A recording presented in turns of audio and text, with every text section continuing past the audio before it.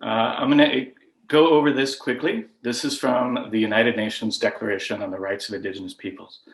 Let me say this was 40 years of negotiation by thousands of people representing every indigenous nation on the planet to reach a consensus and ultimately reach an agreement with the governments of every government on the planet around what indigenous rights really are and what that means.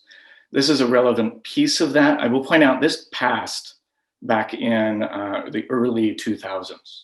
So this didn't exist when MKP was created, and to some degree was negotiated and created to respond to situations like the Mankind Project and other organizations. So the relevant piece here is the idea of free, prior, and informed consent.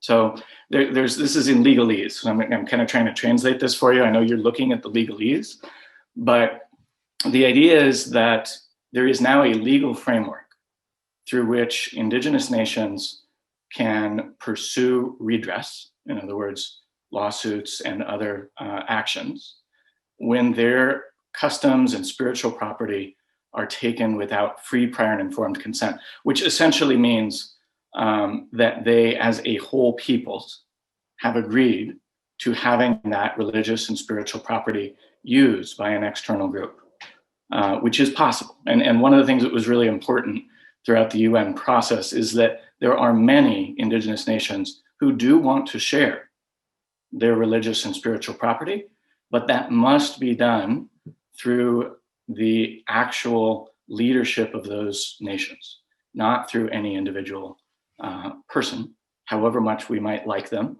And so that's kind of the key piece there. And we are currently in violation of this law of the United Nations Declaration on the Rights of Indigenous Peoples.